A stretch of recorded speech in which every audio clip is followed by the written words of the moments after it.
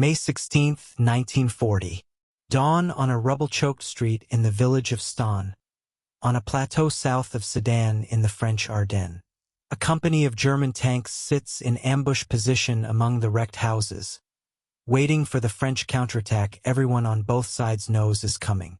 What they are not expecting is a single French tank rolling alone into the far end of the street, without infantry support, without another tank in sight. It is a Char B1 bis named Armour, 31.5 tons of French steel, and inside it are two men who are about to do something no crew on either side manages again in 6 weeks of fighting. In the next few minutes, this one tank will destroy 13 German armored vehicles in a single action, absorb something like 140 hits from German guns, and drive away under its own power. This is the story of the tank the Germans could not stop with anything they had brought to France, and the 4 days of fighting over one small village that a captain named Pierre Billotte turned into the most lopsided tank action of the entire campaign. To understand why Stonne mattered, you have to look at the map on the 10th of May, 1940. Germany's main effort was not aimed at the fortified Maginot Line in the south, and it was not the wide sweep through Belgium that French and British planners had spent years preparing to meet. General Heinz Guderian's panzer divisions drove straight through the Ardennes forest, a route French planning had judged too difficult for large armored formations, crossed the Meuse River at Sedan on the 13th of May, and tore a hole in the French line. Within 2 days the German spearhead had a bridgehead 6 miles deep and was already looking west, toward the English Channel and the rear of the entire Allied army in Belgium. The French High Command understood, almost too late, what that bridgehead meant. If it held, the war was already lost. The plateau around Stonne sat on the southern shoulder of that bridgehead, and whoever held it could either roll up the German flank or guard it. France sent its newest armored division to decide the question. The tank France sent to do that job was, on paper, the best heavy tank in the world in the spring of 1940. The Char B1 bis carried 2 guns.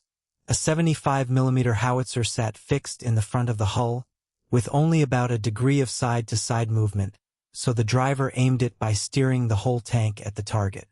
A second gun, a 47mm cannon with real armor-piercing performance, sat in a fully rotating turret on top, worked by the tank's commander alone.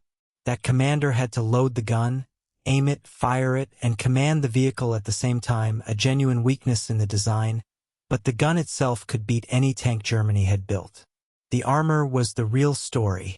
Up to 60mm of steel across the front, 55 on the sides, thicknesses no German tank gun of 1940 could reliably punch through at normal combat range.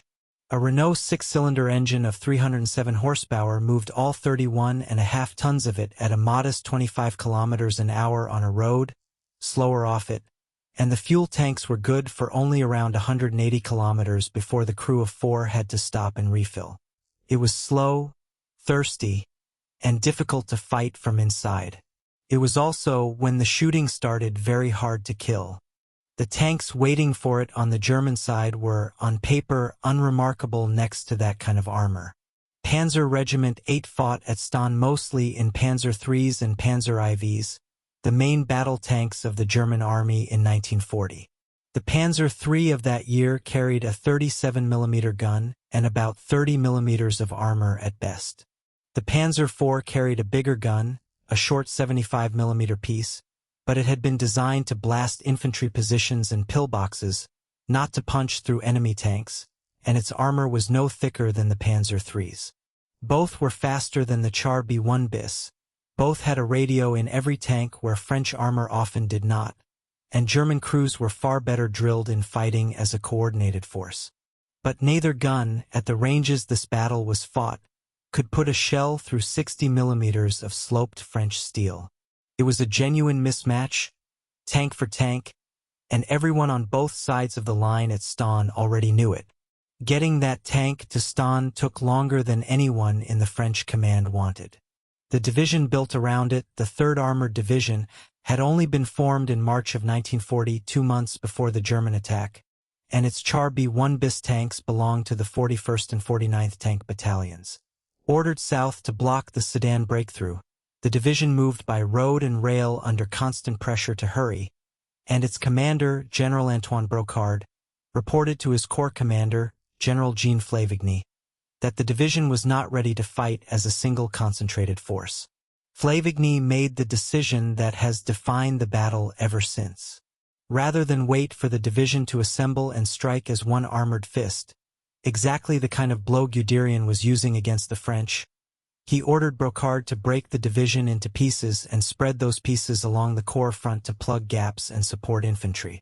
The concentrated counterattack that might have pinched off the German bridgehead never happened.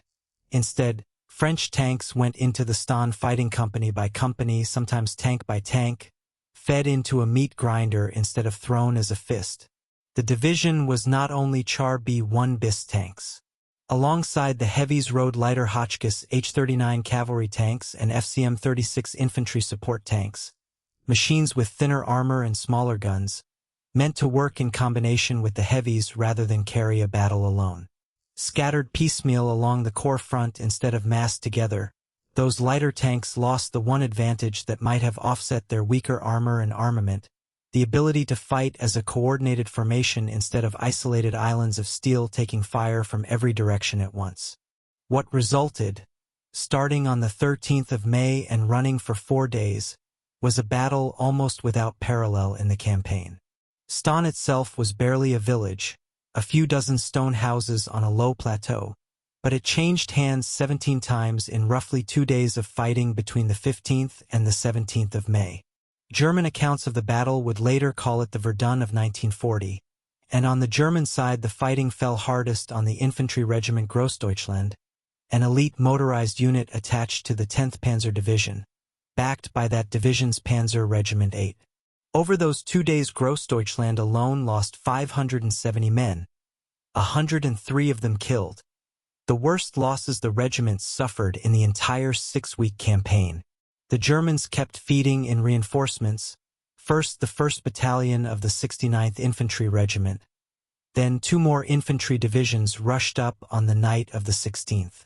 Whatever else Stonne accomplished, it pulled German strength away from the drive toward the coast, at a cost that shocked officers who had expected the campaign in France to be as quick and cheap as Poland. It was into this grinding, confused fighting that Captain Pierre Billotte drove his single tank on the morning of the 16th of May. Billotte commanded the 1st Company of the 41st Tank Battalion, and Ure was his personal mount, crewed that morning by Billotte himself in the turret and Sergeant Durupt at the controls below him. A company of Panzer Regiment 8's tanks, Panzer IIIs and Panzer IVs, was drawn up along a street in Stonne, waiting for exactly the kind of piecemeal French attack that was, in fact, coming. Billotte did not wait for support.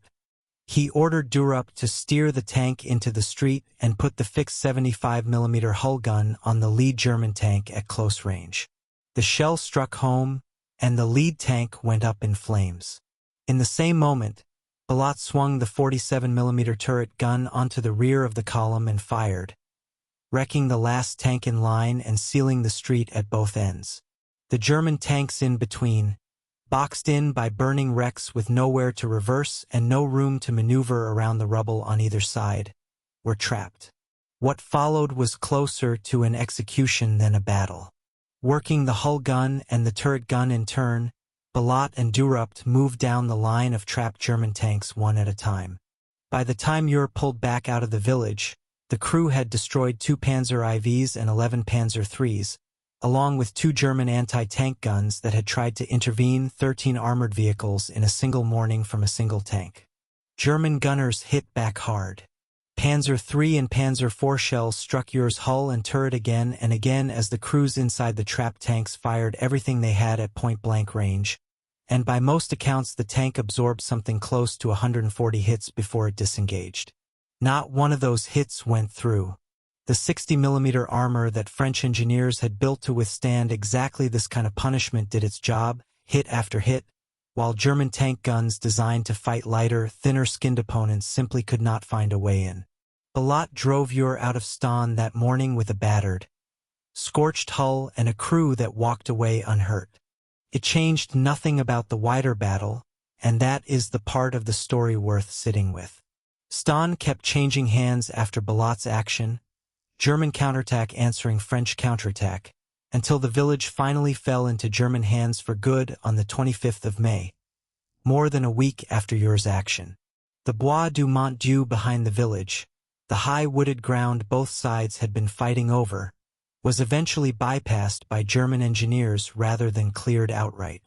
Across the whole engagement, French losses ran to roughly 33 tanks against something near 25 or 26 German tanks, numbers that made the battle a rough tactical draw even with Billotte's 13 kills weighing the scale. And far to the west, while Grossdeutschland and the 3rd Armored Division bled each other white over a village of a few dozen houses, Guderian's main panzer force had already turned and was racing for the coast. Stonne could not close that door. Nothing the French army did in the 3rd week of May 1940 closed that door. By the 20th of May, for days after Billotte's action, German spearheads had reached the English Channel near Abbeville, cutting off the entire Allied force in Belgium and northern France from the armies still fighting in the south. 10 days after Billotte's action, British and French forces were falling back on Dunkirk, and the evacuation that would carry them off the beaches was already being planned. The men still fighting over Stonne on both sides had no way of knowing that the campaign around them had already been decided somewhere else, on a road 200 kilometers to the northwest that nobody at Stonne could see. Billotte himself did not get to enjoy the story for long. France surrendered in June. His father, a French army group commander, was killed in a car accident days after Stonne, and Pierre Billotte spent the rest of 1940 as a prisoner of the Germans who had watched Eure tear their tanks apart.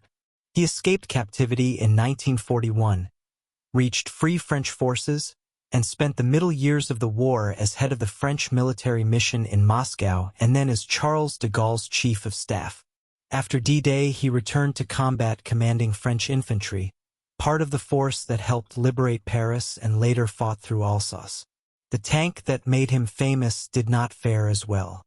Of the roughly 370 Char B1 bis built before the armistice halted production, Germany captured around 161 surviving hulls after France fell, and put a good number of them to work wearing German crosses, some converted into flamethrower tanks, others stripped of their turrets and turned into self-propelled guns for the army that had failed to kill them the first time.